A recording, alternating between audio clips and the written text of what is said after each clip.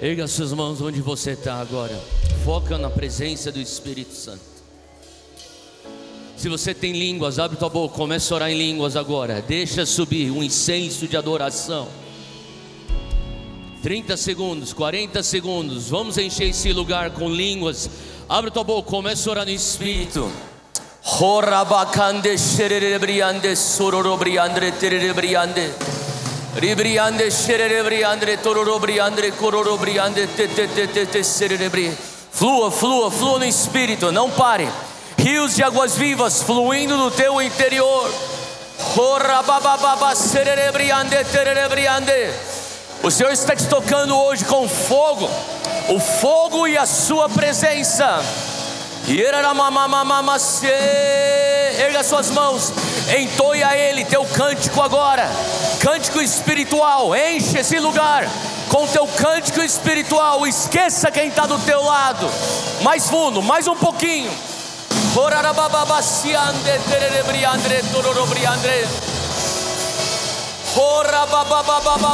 Não para, não para. Algo está acontecendo na atmosfera. Existe uma transferência de unção nesse lugar agora. Vai recebendo. Assim como uma esponja, ela absorve a atmosfera da unção. Vai recebendo agora.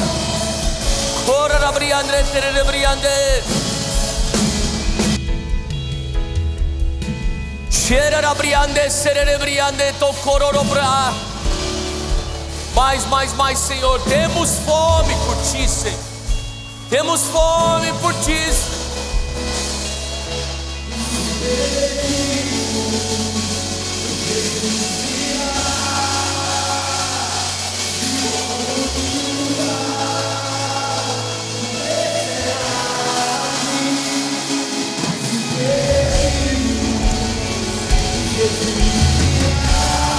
Aumente tua fome agora.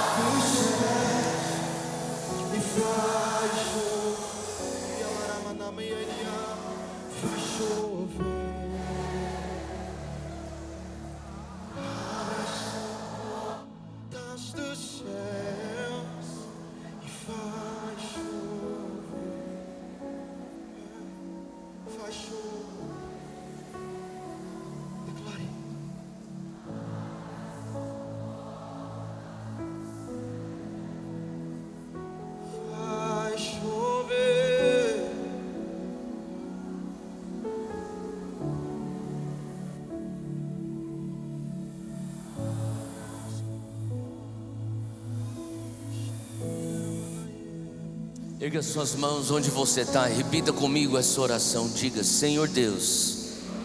Diga: Espírito Santo de Deus, eu reconheço a Tua presença aqui. Eu tenho fome por Ti. Toca-me mais ainda. Me transforma nessa atmosfera. Eu te dou permissão hoje. Espírito Santo de Deus, tenha total liberdade. Fala comigo. Traz teu alinhamento. Põe tua mão no teu coração e diga assim: Senhor, renova em mim o meu primeiro amor. Renova em mim paixão por Ti. Paixão por Ti. Fala para Ele o quanto você o ama. Suas próprias palavras expressam teu amor por Ele. Aleluia. Aleluia. Aleluia, aleluia, aleluia. Aqui está uma geração que ama o Senhor. Aleluia. Glória a Deus. Aleluia. Uau, uau, uau. Nós te amamos. Nós te amamos, Senhor. Nós te amamos, Senhor. Dê a Ele toda a honra, dê a Ele toda a glória, dê a Ele todo o louvor. Aplauda o Rei dos Reis, o Senhor dos Senhores, nosso Rei Jesus, o centro de tudo aqui no Arena. Vamos lá, você consegue fazer mais do que isso? Aplauda Jesus bem forte onde você está. A Ele toda a honra, a Ele toda a glória. Glória a Deus. Você pode se assentar. Continua plugado nessa atmosfera. Essa atmosfera da presença de Deus é tão precioso. E eu já quero entrar direto na palavra. Quem está com fome pela palavra de Deus, continua focado aqui. Enquanto você vai abrindo em Êxodo capítulo 33, vai ser o primeiro texto que eu vou abrir hoje, Êxodo 33. Eu só queria dizer que é uma alegria eu poder estar aqui de volta e junto com Dunamis Music, minha esposa. Mas para nós estar aqui com Sara Nossa Terra é nós estarmos, sabe, em família. E a gente vê o que Deus está fazendo aqui no Arena, a gente se alegra. E para alguns que já sabem, eu já falei aqui algumas vezes sobre a minha ligação até com o Bispo Robson e Bispo Ana Lúcia desde criança. E para mim poder caminhar e trabalhar no reino juntos com o Lucas, o Bispo Lucas e a Priscila, é uma alegria para a gente, porque a gente sonha, e eu sei que os teus líderes sonham com isso, de ver uma geração no Brasil pegando fogo por Jesus. Quem tem esse sonho no teu coração? Sabe, uma geração incendiada por Jesus, uma geração que ama a presença mais do que qualquer outra coisa. Quem aqui é apaixonado pela presença de Deus? Eu queria que você acompanhasse comigo aqui o texto de Êxodo 33. Eu já vou entrar de cara na mensagem, porque isso aqui é um dos diálogos que eu creio são dos mais poderosos na palavra de Deus. Isso aqui é Moisés conversando com o Deus Todo-Poderoso. E aqui Moisés, ele está numa pressão incrível.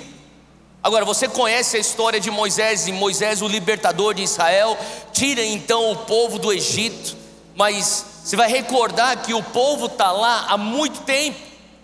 Israel está no Egito como escravo há mais de 400 anos, o que significa que as pessoas que estão fazendo o êxodo do Egito, elas são escravas, seus pais são escravos, seus avós são escravos, seus bisavós foram escravos, o que significa que a identidade de escravidão era muito latente, muito latente. E Moisés tem esse desafio de tirar um povo que tem uma identidade de escravo, 2 a 3 milhões de pessoas, tirá-los do Egito, atravessar um deserto para chegar numa terra prometida. E de lá não é só chegar, é construir uma nação. Moisés tem a missão de ser um arquiteto de Israel. E aqui Moisés, ele está prestes chegando perto da terra prometida. Nós sabemos que ele acaba nem entrando na terra prometida, é Josué que leva o povo para dentro. Mas Moisés, ele está avançando, e ele chega nesse lugar em Êxodo 33. E olha aqui a palavra de Moisés, versículo 19. Quem achou diz um amém aí. Ele diz aqui: se não fores conosco, está dizendo isso para Deus, não nos envies. Versículo 16: como se saberá que eu e o teu povo podemos contar com o teu favor, se não nos acompanhares? Fala comigo, o favor de Deus. Não ouse cumprir a missão de Deus sem o favor de Deus. Moisés, ele tinha essa consciência: não tem como eu construir aquilo que o Senhor pediu para eu construir, não tem como eu cumprir a missão que o Senhor me deu sem o teu favor. Eu preciso da tua bênção, eu preciso do teu favor. E olha só o que diz o texto, ele fala: como que nós poderemos contar com o teu favor se não nos acompanhares? Presta atenção, fala comigo aqui: companhia. Sabe, Moisés tinha esse raciocínio muito bem alinhado na sua mente: eu preciso da companhia de Deus, porque na companhia de Deus eu tenho a bênção de Deus. A bênção de Deus é expressa em favor de Deus, e sem esse favor de Deus eu não cumpro a missão de Deus. Para Moisés isso está claro, e por isso ele diz: eu preciso da tua companhia. Daí ele continua dizendo: que mais poderá distinguir a mim e a teu povo de todos os demais povos da face da terra? Fala comigo: distinção. Moisés está preocupado.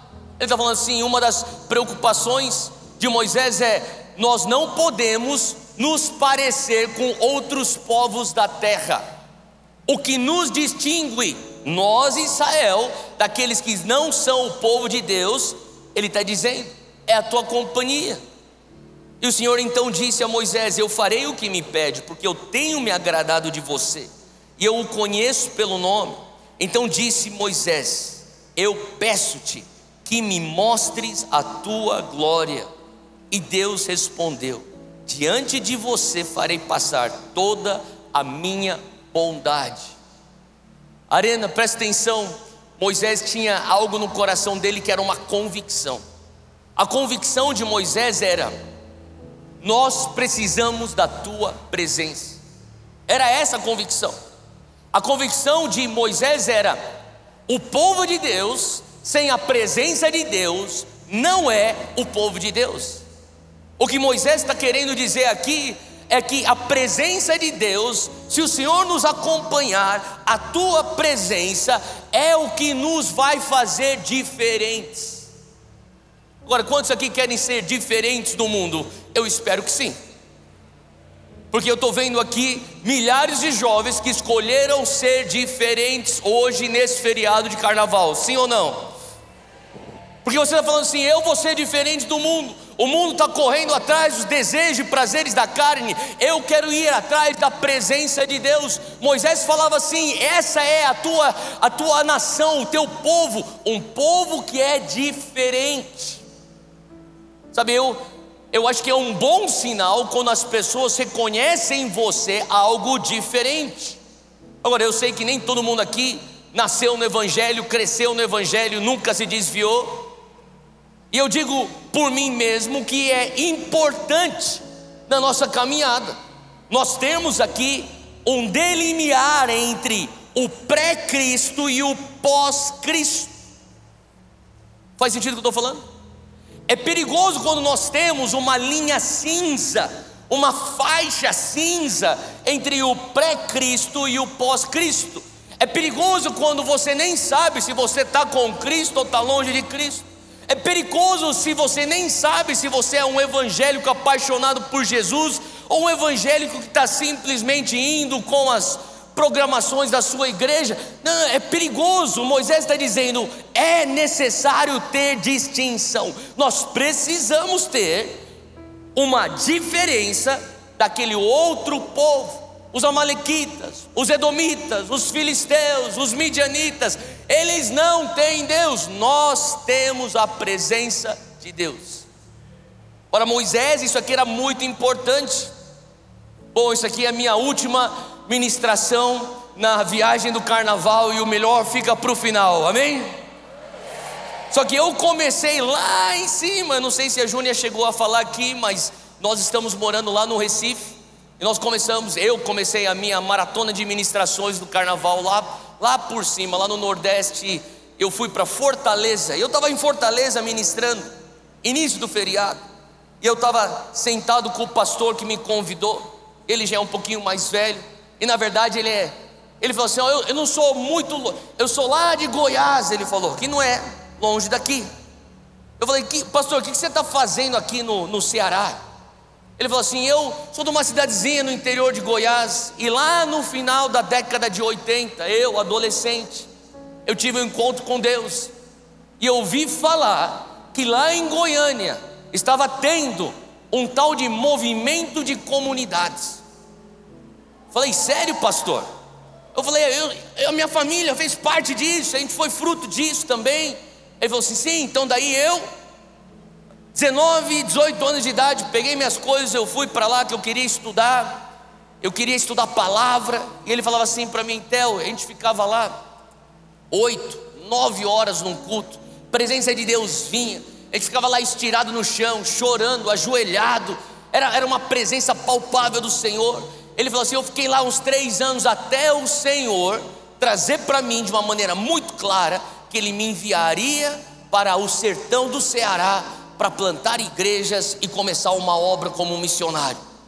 Só que a presença naquele lugar me forjou. Eu fiquei falando para ele, me conta mais história, me conta mais como é que era naquela época. Ele falava assim, era claro, ele me contava, ele me descreveu de uma maneira tão interessante. Ele falava assim, tinha um lugar onde nós fazíamos a reunião, os cultos, que era o prédio. Ele falava assim, eu escutava lá de dentro as canções de koinonia, aquele negócio lá mexia comigo, eu chorava. Ele falava assim, Theo, era só pisar para dentro do prédio, você não conseguia nem ficar de pé, você queria ajoelhar e chorar. E daí você saía para fora do prédio, era uma outra atmosfera. Ele falava assim, a presença lá dentro era palpável. Eu falava, conta mais, conta mais. Enfim, ele ficou lá o jantar inteiro contando histórias de avivamento, histórias de encontro daquela época. Em um determinado momento, eu e ele, a gente estava conversando, eu falei, pastor, não é doido isso? Que hoje, em 2025, chegou para mim há umas semanas atrás uma pesquisa de um fundo do mercado financeiro lá na Faria Lima. Eu digo isso porque isso aqui não é uma agência missionária que está dizendo isso. Isso aqui não é uma organização cristã, são pessoas do mundo secular. Eles fizeram uma pesquisa sobre o crescimento do povo evangélico no Brasil. Eles estão abismados, isso aqui é para o mercado e o potencial comercial que existe nessa massa evangélica do Brasil que está surgindo. E essa minha conversa com esse pastor, ele falava assim, Theo, em 1990, no Brasil, nós éramos um pouco abaixo de 10% evangélico. 1990, um pouco abaixo de 10% evangélico. Ele falou assim, e agora você está me falando dessa pesquisa? Eu falava para ele, pastor, a pesquisa diz que em 2040 nós chegaremos então a mais de 50%, nós seremos a maioria evangélica. E lógico, eu comemoro isso. Eu estou falando com ele, né? A gente está falando, nossa, em 50 anos você sai de menos de 10% para mais de 50%. E ao passo que a gente fica muito feliz por essa quantidade de gente que se diz parte da igreja de Jesus, fica também um questionamento: que tipo de evangélico? Que tipo de evangélico? Porque quando ele me contava, eu me lembrava, ele dizia, até naquela época ser evangélico era algo das margens, nós éramos marginalizados, mas hoje em dia é maneiro ser evangélico. Tem jogador de futebol que é evangélico, celebridade que é evangélico, subcelebridade que é evangélico, artista é evangélico, empresário é evangélico, todo mundo é evangélico, pet evangélico.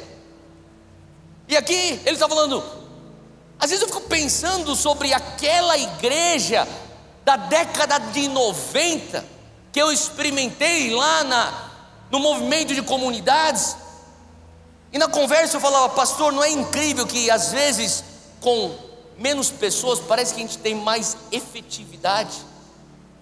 Ele dizia, não, parece que aquela igreja da década de 90 tinha mais efetividade do que essa igreja gigante que nós temos, porque afinal de contas, se hoje nós já somos 1/3 evangélico no Brasil, nós somos 70 milhões de evangélicos no Brasil. E com 70 milhões de evangélicos no Brasil, nós temos que questionar por que o Brasil está do jeito que ainda está. Eu não estou querendo sugerir que nós não devamos crescer, não estou querendo sugerir que nós não devamos evangelizar e ver mais e mais pessoas vindo a Jesus. Pelo contrário, eu quero que isso aconteça. Eu quero que a nossa geração seja cada vez mais missional e evangelística. Mas o que eu também estou dizendo é que existe algo sobre seguir Jesus e ser diferente do mundo. Tem que ter um delimiar, uma linha que cruza e diz: isso aqui é o mundo, isso aqui é o reino de Deus.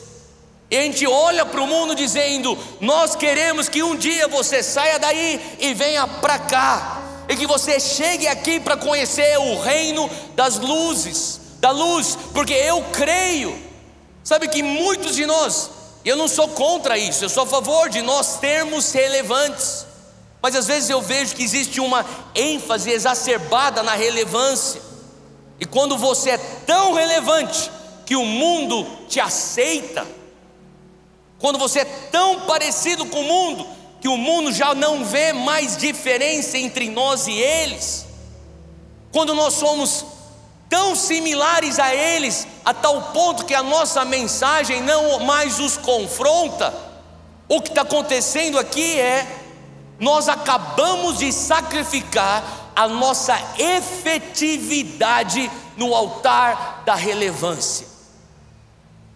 E o que Deus está querendo é uma geração que vai se levantar dizendo: não, nós somos diferentes. Quem aqui é diferente? Erga sua mão. Fala para quem está do teu lado: você é diferente. Fala assim: o que te faz diferente é a presença de Deus.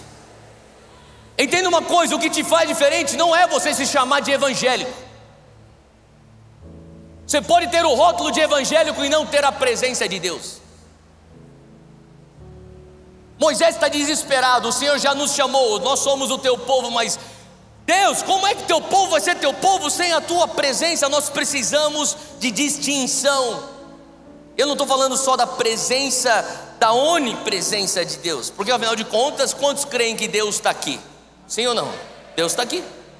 Mas só para ir aqui, Deus está aqui e está em algum lugar aqui em Brasília, aonde tem um bloquinho de carnaval, aonde um pecado horrível está sendo cometido?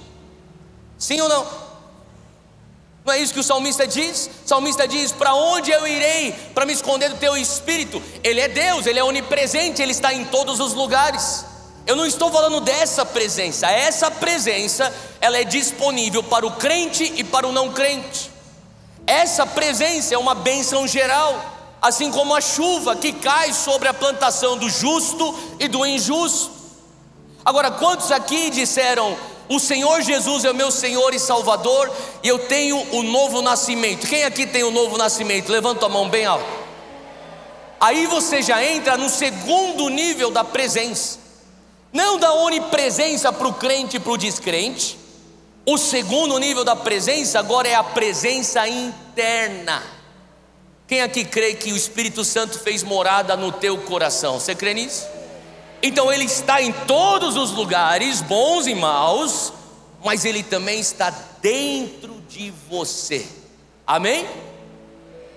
Mas tem um terceiro nível da presença, e esse terceiro nível da presença é quando Deus escolhe se manifestar, quando eu e você damos a Ele condições, quando nós ansiamos por Ele. E é disso que Moisés está falando. Moisés está falando: nós precisamos dessa presença. Fala comigo, Shekinah. Fala comigo, Kabod. É literalmente a glória presente. Sabe, a glória é a expressão da presença de Deus. É como se fosse um peso, é uma manifestação da presença de Deus. Quantos aqui têm fome pela manifestação da presença de Deus na tua vida? Esse terceiro nível da presença é algo que ao longo da história da Bíblia você vê que nem sempre todo mundo soube lidar bem com isso. Na verdade, o povo de Israel tinha a Arca da Aliança. Quem lembra da Arca da Aliança aqui? A Arca da Aliança era o símbolo da presença de Deus em meio ao povo de Deus. E tem um momento na história de Israel que o rei Davi, ele assume o trono, e a primeira coisa que ele quer fazer é restaurar a adoração, porque o rei Davi era um homem da presença de Deus. E o rei Davi, sendo esse homem da presença, ele está querendo tirar a arca que está na casa de Abinadab há décadas, porque os filisteus tinham roubado a presença de Deus do povo de Israel, e Abinadab estava segurando aquela arca, e Davi quer levar essa arca para dentro de Jerusalém, para restaurar o lugar devido de adoração. E Davi, ele tem isso na sua cabeça, isso aqui é uma ênfase para ele, uma prioridade. Ele vai com 30 mil homens para fazer essa logística. É uma missão de tirar a arca de lá e levar para Jerusalém. E nesse processo todo, ele está tão empolgado, ele põe a arca em cima de uma carroça. Tem bois que estão puxando essa carroça, tem toda uma comitiva acompanhando a arca. E aqui eu queria que você abrisse comigo em 2 Samuel, capítulo 6. 2 Samuel 6, e no versículo 6, aqui está a história de como eles não trataram direito a presença de Deus. Diz aqui no texto, no versículo 6: quando eles chegaram à eira de Nacon, Uzá esticou o braço e segurou a arca de Deus, porque os bois haviam tropeçado, e a ira do Senhor se acendeu contra Uzá por seu ato de irreverência. Por isso Deus o feriu, e ele morreu ali mesmo, ao lado da arca de Deus. Por que esse cara morreu? Bom, o texto já diz: pelo seu ato do quê? Do quê? Irreverência. Davi, versículo 8, ele ficou contrariado. Tem uma versão que diz que ele ficou intrigado, porque o Senhor na sua ira havia fulminado Uzá. E até hoje aquele lugar é chamado de Pérez Uzá. E naquele dia Davi teve medo do Senhor, e ele se perguntou: como é que eu vou conseguir levar a arca do Senhor? Por isso ele desistiu de levar a arca do Senhor para a cidade de Davi. Ao invés disso, ele levou a arca para a casa de Obed-edom de Gate. E a arca do Senhor ficou na casa dele por 3 meses, e o Senhor o abençoou e a toda a sua família. Perceba uma coisa aqui, olha, Davi, ele literalmente testemunha o Senhor fulminar Uzá. Uzá tinha boas intenções. Uzá pensou: eu vou tentar salvar a arca aqui, eu vou tentar pegar a arca aqui. E ao fazer isso, ele quebra um princípio, pois existia um protocolo de como se portar diante da presença. E aqui então Davi, ele está contrariado, ele está num conflito. O rei Davi está numa crise, porque ele diz: como é que eu quero tanto adorar esse Deus, eu quero tanto restaurar o lugar de adoração, e é esse Deus que mata esse cara aqui na minha frente? Deus, mas talvez ele só queria ajudar. Agora, se você começa a perceber quem era Uzá, eu pensava que ele era simplesmente um cara que estava lá andando e meteu a mão na arca quando não tinha que meter a mão na arca. Mas se você for fazer um estudo a fundo sobre quem é Uzá, Uzá era filho de Abinadab, e Abinadab ficou com a arca por 20 anos na casa, o que significa que Uzá cresceu com a arca na casa dele. Que bem provável, como criança, Uzá tinha sempre a consciência da arca, e talvez o pai dele, logo que a arca chegou na casa dele, falou: pessoal, ninguém toca na arca, porque senão vocês vão morrer. E quem sabe o primeiro ano da arca na casa de Abinadab, Uzá tinha esse zelo, esse cuidado. Mas ao longo dos tempos, ao longo dos anos, depois de 10 anos, aquilo que era algo que exigia reverência e zelo e temor, agora é simplesmente um móvel. Está percebendo como a gente consegue rapidamente nos acostumar com algo tão sagrado? Eu estou vendo, sabe, outro dia a gente teve um convidado, um pregador vindo para a nossa igreja lá na Zion, em São Paulo, e depois que ele ministrou, eu liguei, eu não estava lá, estava no Recife. Eu falei: como é que foi a ministração, como é que foi lá? E o pessoal, os líderes falavam assim: nossa, foi incrível, poder de Deus, fogo do Espírito Santo, foi incrível, mover. E o pessoal estava me contando. Bom, 3 dias depois eu estava em São Paulo. Eu estava andando lá na igreja e eu vi um jovem que estava lá na reunião. Eu falei: e aí, cara, você estava lá na reunião quando o pastor fulano veio? Ele falou assim: estava. Como é que foi? Porque eu sabia que tinha sido incrível. E daí ele chegou e falou assim para mim: uma maneira. Falei, como é que é? Maneiro. Falei, legal. Eu saí de lá pensando um pouco. Falei, como assim, maneiro? Sabe por quê? Porque às vezes é fácil você se acostumar com algo que em outras gerações pessoas choraram, jejuaram, buscaram, para que hoje nós viéssemos ter com frequência. Faz sentido o que eu estou falando? Uzá, ele está nessa situação onde talvez ele se acostumou com uma coisa tão preciosa como a arca de Deus, e porque ele se acostumou com a presença de Deus, ele foi leviano e ele paga isso com sua própria vida. Agora, coisa interessante é que a tradição judaica, ela diz que quando você lê 2 Samuel 6, existe uma passagem que eles chamam de passagem gêmea. E essa passagem é Números 3. E os rabinos ortodoxos dizem, na leitura de 2 Samuel 6, e você precisa ler Números 3. E na leitura de Números 3, você precisa ler 2 Samuel 6. Então, rapidamente, abre aí comigo, Números capítulo 3. Quem aqui ama a palavra de Deus? Fala um amém bem forte. Hoje a gente vai abrir bastante Bíblia, tudo bem? Porque o que você precisa não é da minha opinião, é da palavra de Deus, amém? Glória a Deus, vamos lá, versículo 1 diz assim: esta é a história da descendência de Arão e de Moisés, quando o Senhor falou com Moisés no Monte Sinai. Os nomes dos filhos de Arão são Nadab, o mais velho, Abiú, Eleazar e Tamar, 4 filhos. São esses os nomes dos filhos de Arão que foram ungidos para o sacerdócio e que foram ordenados sacerdotes. Presta atenção no versículo 4 agora. Nadab e Abiú, entretanto, caíram mortos perante o Senhor, quando lhe trouxeram uma oferta com fogo profano no deserto do Sinai. Uau! Você está percebendo aqui o paralelo? Pessoas estão morrendo quando elas entram na presença de Deus da maneira errada. É isso que eu estou querendo dizer. Existe um paralelo aqui em Números 3 com 2 Samuel 6. Esses dois relatos nos ensinam algo que eu creio que é tão precioso para nós como geração evangélica que está crescendo, e glória a Deus por isso. Mas o que vai fazer a diferença para essa massa evangélica de 70 milhões é quando nós formos de fato, como Moisés dizia em Êxodo 33, um povo da presença de Deus. Sem a presença de Deus, nós somos qualquer um, mas nós não somos o povo de Deus.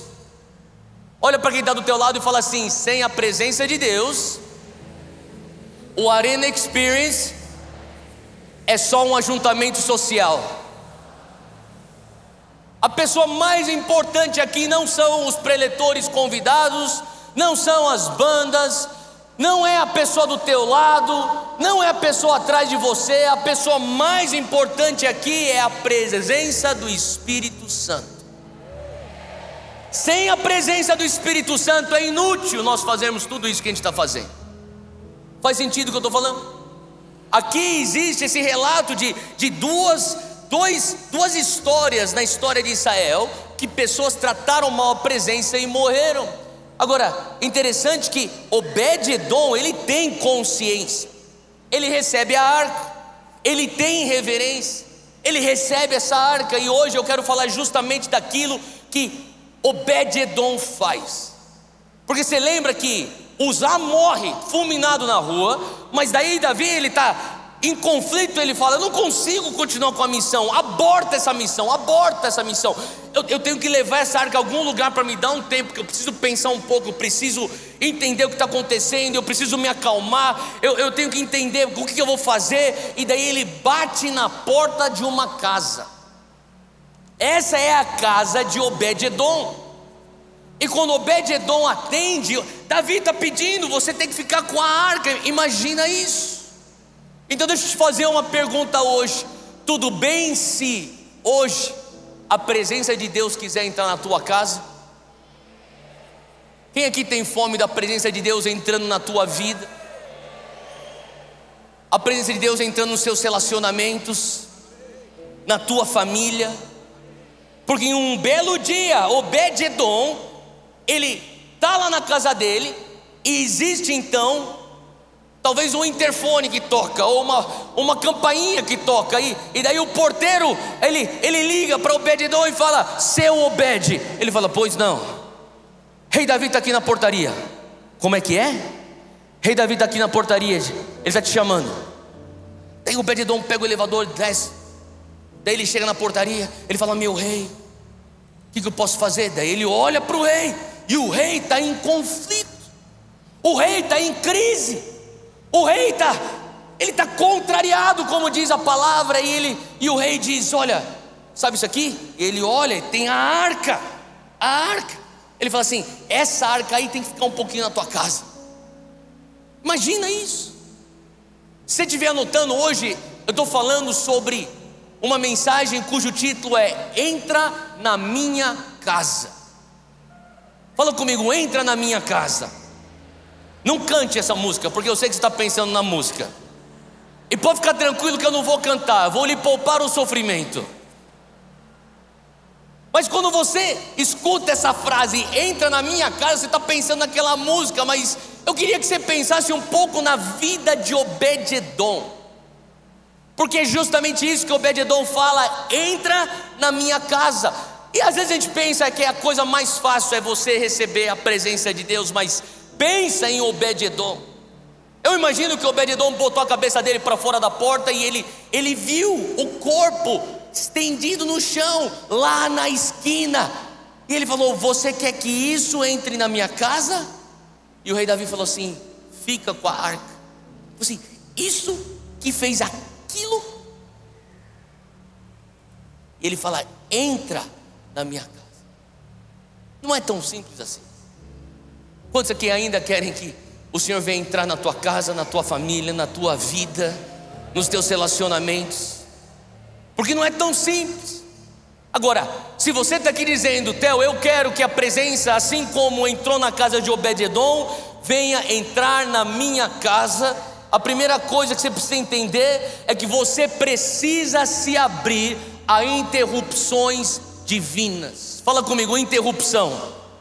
Esse é o primeiro ponto. Eu quero me abrir à interrupção divina. Você não vai ter a presença de Deus se você não carregar um coração que diz: Deus, o Senhor pode me interromper quando o Senhor quiser. Porque Obed-edom, ele está seguindo o seu caminho. Obed-edom está indo, vivendo a sua vida, e de repente a campainha toca. De repente o rei Davi está na sua porta. De repente a arca tem que entrar na casa dele. Eu te digo uma coisa: nunca mais a vida de Obed-edom foi a mesma, pelo simples fato de ter sido interrompido. Agora, algumas pessoas pensam que interrupção é uma inconveniência. Talvez a interrupção fosse algo que vinha te incomodar, mas Obed-edom não viu isso. Obed-edom reconheceu que essa interrupção era uma oportunidade de Deus. Quem aqui está aberto para interrupções de Deus na tua vida? Porque ao longo da história da igreja, Deus tem sempre interrompido a humanidade. Isso aqui não é algo novo. Eu quero que você entenda que ao longo da história, da narrativa bíblica, o Senhor interrompe para entrar dentro do nosso cenário, da nossa casa. Ele fez isso justamente com o próprio rei Davi. Em 1 Samuel capítulo 16, rei Davi está lá no campo cuidando das ovelhas do pai dele. Ele está lá com a sua harpa tocando, cantando música, e de repente vem um servo de Jessé, o seu pai, e fala: Davi, larga tudo isso aqui, deixa as ovelhas com os outros meninos aí, você tem que correr aqui comigo, vem. E Davi fala: o que está acontecendo? Você vem porque o profeta Samuel está na sala do teu pai. E quando o profeta Samuel vê, ele se ajoelha, ele derrama o óleo. Deixa eu te falar uma coisa: a gente vê essa imagem do profeta Samuel derramando o óleo sobre Davi, e a gente pensa: que coisa incrível. Mas eu vou te falar, a vida de Davi nunca mais foi a mesma. A gente pensa que é incrível, mas o menino ficou lascado, porque nunca mais ele vai voltar a ter uma vida tranquila. Logo na sequência ele vai ser perseguido. Saul vai querer matar Davi. Será que mesmo assim a gente está aberto para interrupções divinas? Porque se for pensar também, 1 Reis Capítulo 19, depois você lê isso em casa com calma. Elias, o profeta, ele está andando e ele vê então o seu sucessor Eliseu está arando com 12 bois. Elias, sem falar nada, sem explicar nada, sem negociar nada, ele simplesmente pega a capa e pum, joga nas costas de Eliseu. E aí a vida de Eliseu foi interrompida. Tudo bem se o Senhor te interromper hoje? Nunca mais a vida dele é a mesma.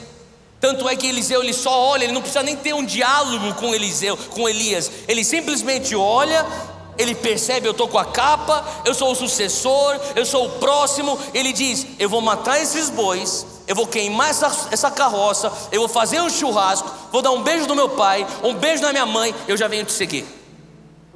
Interrompeu. Ele talvez tivesse um plano, talvez ele seria o herdeiro da fazenda do pai dele. Quem sabe ele já tinha algumas coisas programadas, mas quando a interrupção de Deus vem sobre a tua vida, Ele interrompe seus planos. Ele interrompeu os planos lá em Lucas capítulo 1, de uma menina de 15 ou 16 anos de idade. O nome dela era Maria, ela estava namorando um cara chamado José. Eles iriam casar eventualmente, e daí aparece o anjo Gabriel na sala dela, fala: Maria, bem-aventurada és tu. Você lembra dessa história? Quem lembra dessa história? Interrupção divina. Nunca mais ela foi a mesma. Ela não teve uma vida normal. Se você quer ter uma vida normal, não peça para que Deus venha te interromper. Agora, se você quer ter uma vida sobrenatural, diga: Deus, eu quero estar aberto a interrupções divinas. Quem que anseia por andar no sobrenatural hoje aqui? Levanta a mão. Nós temos que estar abertos para interrupções divinas. Foi assim com Saulo na estrada Damasco, quando em Atos 9 ele é derrubado do cavalo, e não mais Saulo, agora apóstolo Paulo.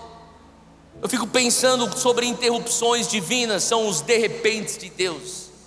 O que é um de repente de Deus? Fala comigo, de repente. Nós amamos, pentecostais, carismáticos, avivados, nós amamos o de repente de Deus, não é verdade?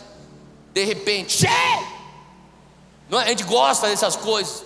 De repente, um milagre. De repente, a porta abriu. De repente, a provisão. De repente, o mar se abriu. Eu amo o de repente de Deus. Só que eu entendi algo sobre o de repente de Deus. O de repente de Deus, que é uma interrupção, que de repente a campainha da tua porta toca e está a arca lá. Ela é fruto de uma perseverança no lugar secreto, para esperar com que o teu ainda não. Você busca e você ora por avivamento, e você escuta ainda não. E daí você busca e ora por mais avivamento, e você escuta ainda não. E você jejua um pouco mais, e você escuta ainda não. Mas de repente esse ainda não acumula. Quantos estão acumulando oração aqui por um derramar do Espírito Santo na nossa geração? Quando o ainda não da terra colide com o tempo é chegado dos céus, acontece um de repente na tua vida, uma interrupção divina. E o Senhor está querendo encontrar uma geração com interrupções. Mas eu tenho percebido que às vezes a gente está tão corrido para ser interrompido.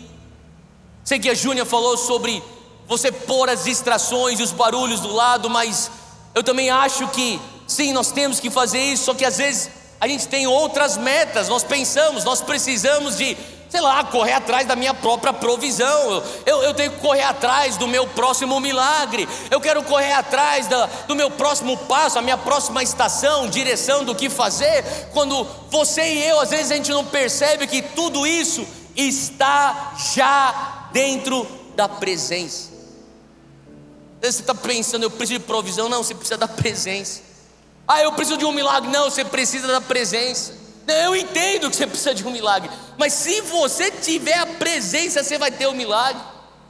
Eu preciso saber o que eu tenho que fazer com a minha vida. Cara, só busca a presença, e na presença você vai entender o teu próximo passo.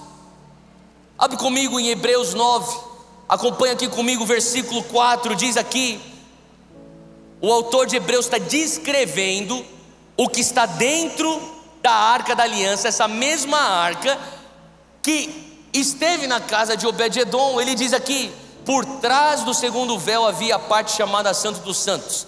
Versículo 4: onde se encontravam o altar de ouro para o incenso e a arca da aliança totalmente revestida de ouro, e nessa arca estavam o vaso de ouro contendo o maná. Fala comigo, a provisão de Deus. Lá dentro da arca estava a vara de Arão que floresceu. Fala comigo, a frutificação de Deus. Lá dentro dessa arca estavam as tábuas da aliança. Fala comigo, a direção de Deus. Você está entendendo o que eu estou falando? Que dentro da arca você tinha 3 elementos. Você tinha um pote com o maná, que era o sinal da provisão de Deus. Deixa eu te dizer uma coisa: eu estou correndo atrás, eu preciso de dinheiro, eu estou correndo atrás, preciso disso. Corra atrás, eu sou totalmente da correria. Faz teu corre, mano. Mas entenda uma coisa: a tua provisão já está dentro da arca. Tem maná para você na presença de Deus.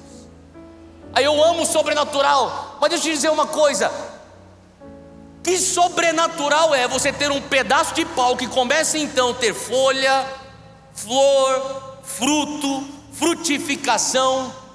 Às vezes as pessoas estão falando, eu preciso de um milagre. Não, você precisa da presença de Deus, porque dentro da arca tem milagre sobrenatural para você. Faz sentido o que eu estou falando?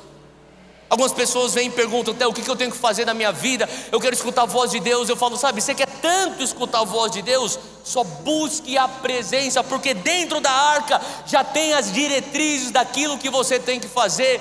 Existe direção de Deus. Quem pode dizer amém para isso?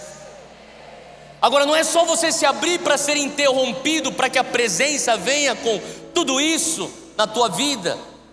A próxima parte é agora você se submeter à visitação da presença. Isso aqui é o segundo ponto. Se você diz, Deus, entra na minha casa, então você está dizendo, eu quero me submeter a essa visitação. E eu fico pensando, quando a arca chega e entra na casa de Obed-edom, Obed-edom está olhando aquilo, ele está falando assim, a gente tem que achar um lugar para a arca. E quando ele fica pensando, isso aqui pode matar alguém. Então, sabe, Obed-edom talvez falasse assim, vem cá filho, pega o sofá, joga para lá, leva o sofá para lá, e daí põe essa estante de livros para cá, e daí a gente vai mexer na arca aqui, não toca na arca, vamos mexer a arca aqui, e depois ele começa a pôr a estante ao redor da arca, para ninguém chegar perto dela e morrer. Deixa eu te fazer uma pergunta, Arena, deixa eu te fazer uma pergunta. Tudo bem se a presença de Deus começar a mexer em alguns móveis na tua casa? Porque talvez tenha alguns móveis que estão lá há anos, e Deus está falando, eu vou fazer uma reforma. Não basta apenas você abrir a porta para ser interrompido. Agora é o momento então que você vai se submeter às mudanças, às reformas que a presença de Deus causa na tua casa, na tua vida. Fala comigo, reforma. Sabe, reforma tem a ver com prioridades. O Senhor fala, eu venho com a minha presença, mas se eu vier com a minha presença, presta atenção, Ele não vem para ser coadjuvante. Ou você tem a presença como protagonista, ou você não tem a presença. É Jesus falando, ou eu sento no trono do teu coração, ou você não me tem. E quando a gente chega em determinado momento, onde nós temos que evangelizar evangélicos, é porque nós ainda não entendemos o que é o senhorio de Cristo. O senhorio de Cristo é Ele estar no centro de tudo da tua casa. Quando você fala assim, Deus, eu quero o Senhor na minha casa, você está falando, eu quero uma vida com a presença, não só numa sala, mas em todos os cantos da minha casa, em todos os minutos do meu dia. É o que o apóstolo Paulo fala lá em Filipenses. Abre aí comigo, capítulo 3 de Filipenses, versículo 7. Fica aqui comigo, a gente já está quase chegando no fim. Versículo 7 diz, mas o que para mim era ganho, eu reputei perda por Cristo. E na verdade tenho também por perda todas as coisas, pela excelência do conhecimento de Cristo Jesus meu Senhor, pelo qual eu sofri a perda de todas estas coisas e as considero como esterco, para que eu possa ganhar a Cristo. Fala comigo, reforma. Não é só um avivamento, tem que ser um avivamento que vai culminar numa reforma. E deixa eu te dizer uma coisa: não espere com que a transformação e a reforma do Brasil aconteça através de políticos. A transformação do Brasil não vai acontecer através de políticos, não vai acontecer através de multibilionários, não vai acontecer através dos famosos. A transformação do Brasil acontece através de um crente que é transformado e começa a transformar 3, 4 pessoas ao redor dele. Quem pode dizer reforma? Eu não sou contra aplauda Jesus aí onde você está.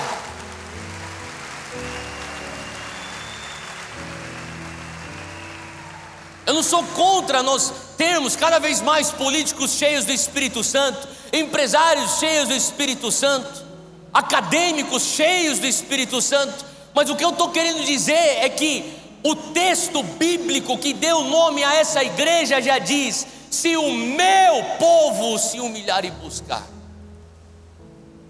se o meu povo clamar, eu ouvirei da terra e eu sararei essa terra. Não foi, eu ouvirei dos céus e eu sararei a terra. Não é isso que o texto diz? A esperança do Brasil é a igreja de Jesus. Fala para quem está ao teu lado, fala assim: a esperança da nossa nação. Olha no olho da pessoa e fala assim: a esperança da nossa nação. Aponta para o coração dela e fala assim: é Cristo em você, a esperança da glória. Você crê nisso? Quando a presença vem, ela tem que causar uma reforma. Quando a presença vem, ela tem que te transformar. Quando a presença vem, ela tem que alinhar prioridades, até que você diga como Paulo diz: o que eu tinha como ganho, hoje eu tenho como perda. O problema é quando você vem para Jesus e aquilo que era a tua meta de sucesso no mundo, quando você diz estar em Jesus, continua ainda sendo a tua meta de sucesso que era do mundo.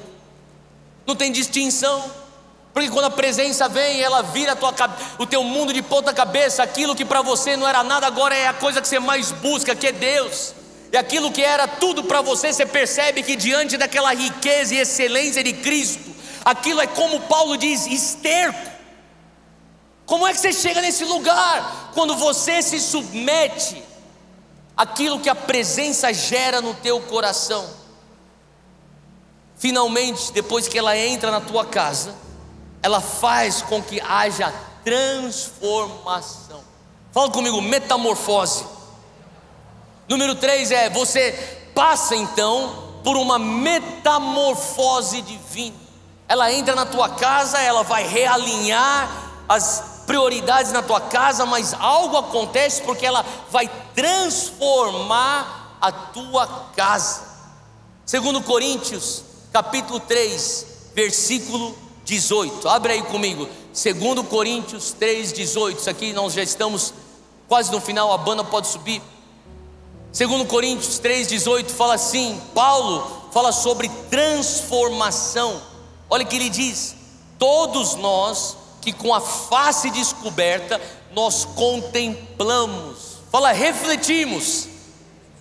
Sabe, o texto original ele traz essa ideia de refletir a glória do Senhor, e segundo a sua imagem nós estamos sendo transformados com a glória cada vez maior, a qual vem do Senhor, que é o Espírito.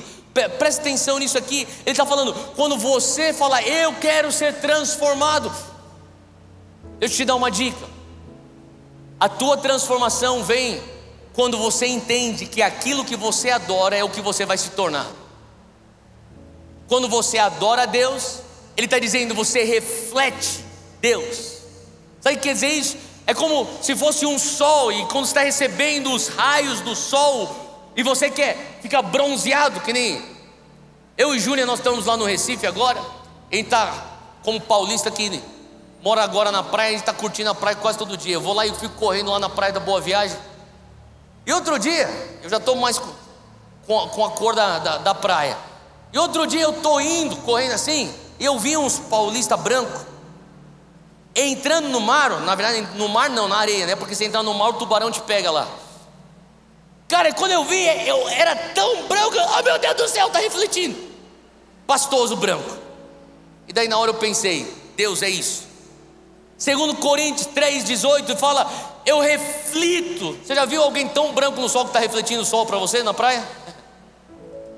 Agora pensa nisso, entra no teu quarto, atrai a presença de Deus, e você vai simplesmente se banhar na presença de Deus, porque é o sol da justiça brilhando sobre você.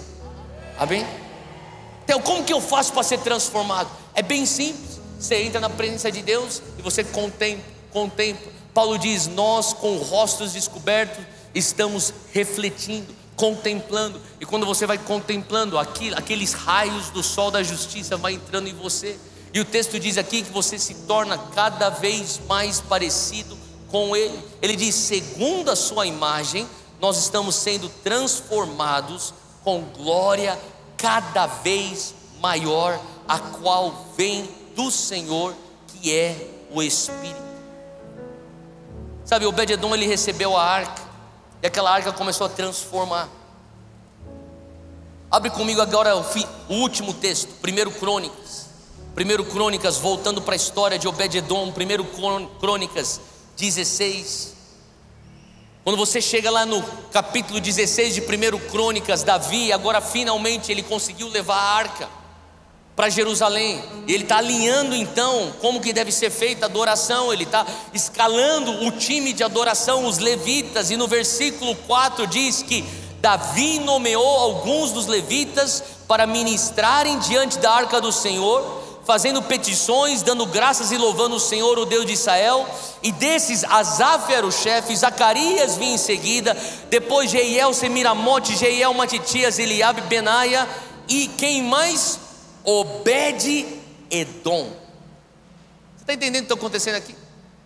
Obed-edom era o cara que simplesmente abriu a porta para a presença entrar na casa. 3 meses depois, 90 dias depois, algo acontece com ele que Davi fala, não, você está escalado para ser um levita, você entra para ser agora um adorador, eu vou pôr você na equipe de ministração agora, você vai ministrar adoração ao Senhor.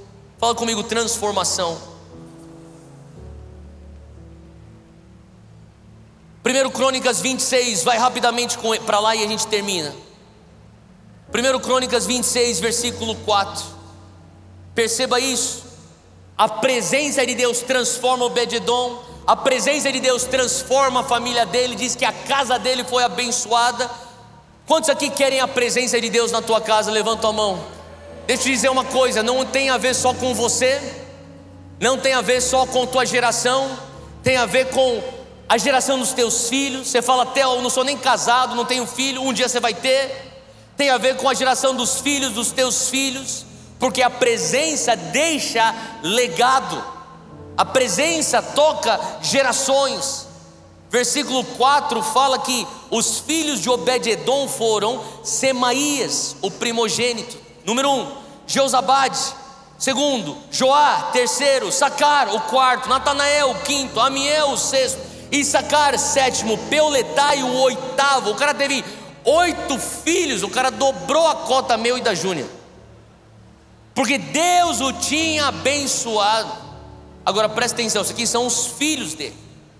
Também a seu filho nasceram filhos, diga comigo, netos, que dominaram a casa de seu pai, porque eles foram varões valentes. E os filhos de Semaías, Otni, Rafael, Obed, Eusabade, com seus irmãos, homens valentes, Eliú e Semaquias, todos esses foram dos filhos de Obed-edom. Ele e seus filhos, o texto diz aqui, foram homens capazes. Presta atenção no que eu estou falando aqui. A presença de Deus, quando você fala, entra na minha casa, ela vai te causar interrupções, mas vale a pena ser interrompido por Deus. A presença de Deus, quando ela entra, ela vai te causar reformas, e você tem que se submeter àquilo, dizendo, Deus, eu quero realinhar minhas prioridades, eu quero substituir os meus sonhos com os teus sonhos, eu quero trocar os meus planos pelos teus planos, eu estou disposto a recalcular a rota da minha vida. Mas quando a presença de Deus também vem, ela transforma. E não transforma só você, transforma a tua família. E não transforma só a tua família que está viva hoje, vai transformar os seus filhos. Porque a melhor coisa que você pode ter agora, na preparação de um dia você jovem ter tua família, é você já determinar que na família que você vai ter a presença de Deus no centro. E se a presença de Deus estiver no centro da tua futura família, os seus filhos serão abençoados, e os filhos dos seus filhos serão abençoados. Quantos aqui querem a presença de Deus mais do que tudo? Fala para quem está do teu lado: o que você mais precisa é a presença manifesta de Deus. Se você tem fome pela presença, só fica de pé onde você está. Eu quero orar com você.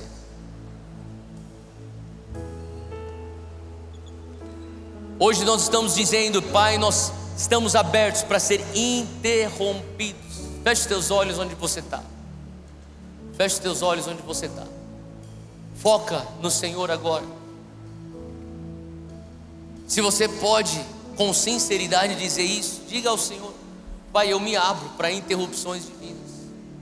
O Senhor tem permissão para me interromper. Eu estou clamando, Senhor, para um mover Teu na minha vida, na minha geração, na minha nação, na minha igreja, no meu círculo social. Eu tenho clamado por uma intervenção divina.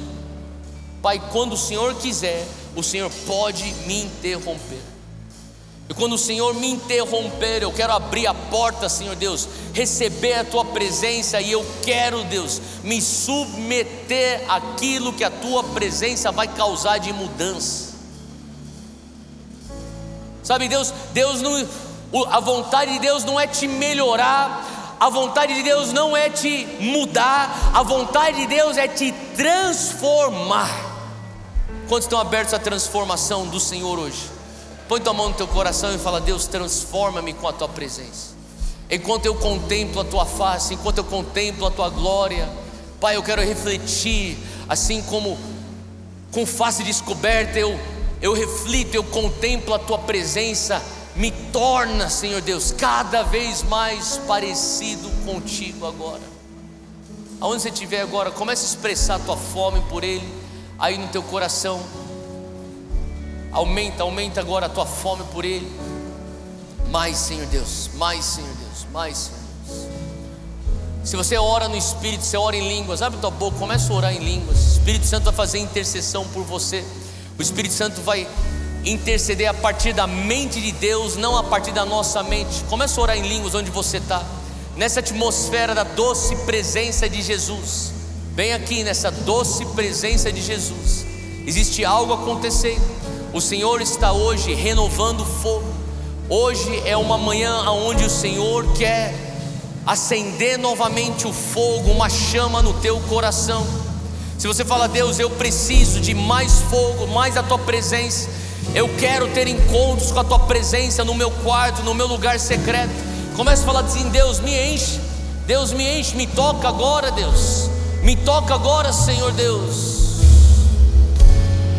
Pressiona aí no Espírito agora, continua um pouco mais, busca um pouco mais. Fala: Deus, eis-me aqui.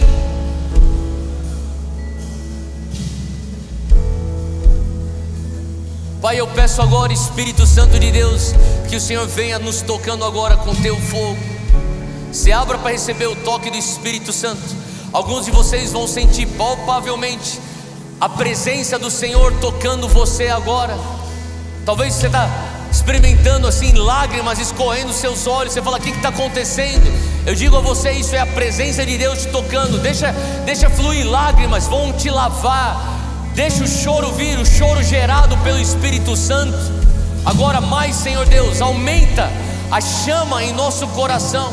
Alguns estão sentindo como se fosse calor nas suas mãos. Alguns estão sentindo como se fosse, sabe, eletricidade nas suas mãos. É o poder de Deus tocando você agora. É a presença de Deus. Você sente, às vezes até fisicamente, a presença de Deus. Clame a Ele e fala: mais, Deus. Se você está querendo mais, erga a sua mão e peça por mais agora. E peça a Deus: enche-me, enche-me, enche-me, enche-me. Faz disso a tua oração hoje. Enche-me, Senhor.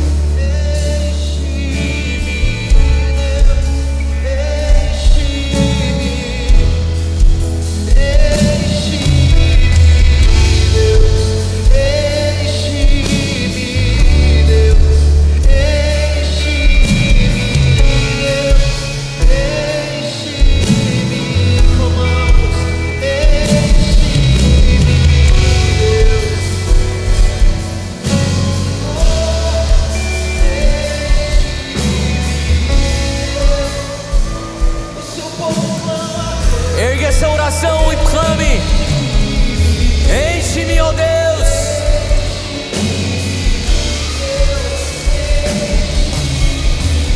Mais fogo, mais fogo, mais fogo.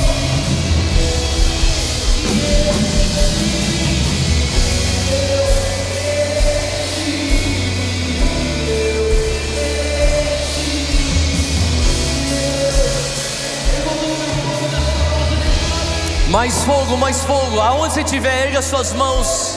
Vai recebendo agora uma porção nova, um renovo do Senhor. Não pare de orar, não pare de fluir em línguas. Alguns de vocês estão sentindo presença palpável do Espírito Santo. Eu creio que hoje existe um depósito do Espírito Santo novo para todos nós aqui. Você que tem fome, fala: eu quero mais. Aonde você estiver, se você está sentindo já palpavelmente o fogo de Deus, o poder de Deus, a energia, a eletricidade do Espírito Santo sobre você, existe um choro gerado no Espírito Santo em você agora. Se você quiser mais de uma porção nova da presença, você quer mais de um batismo de fogo hoje, você quer mais encontros com a presença da glória de Deus, aonde você estiver, se quiser, vem para frente. Existe um derramar, existe agora uma transferência de unção. Se você quer e fala assim: Theo, eu quero mais, acha aqui um lugar aqui na frente do altar, acha um lugar, se ajoelha aqui, vai clamando e peça: enche-me, Deus, enche-me, Deus. O Senhor quer te encontrar. Acha um lugar no altar, se ajoelha diante dos Reis dos Reis e fala: eu preciso. Não me faça subir daqui, Senhor, se a tua presença não for comigo. Se a tua presença não for comigo, se a tua presença não for comigo, eu preciso da tua presença hoje. Clame a Ele, clame a Ele, clame a Ele. Chore na presença dEle, invoque Ele. Enche-me, Senhor, enche-me, Senhor. Mais, mais, mais, mais, mais. Se você não conseguir chegar no altar, ajoelha onde você está mesmo. Aonde você estiver, vai se ajoelhando e vai recebendo o renovo. Recebe o renovo. Mas, Senhor, se os pastores e os líderes que estão prontos para ministrar quiserem já impor as mãos, pode já impondo as mãos sobre esses jovens. Vamos declarando fogo sobre eles. Fogo de Deus, um renovo do fogo, um renovo do fogo.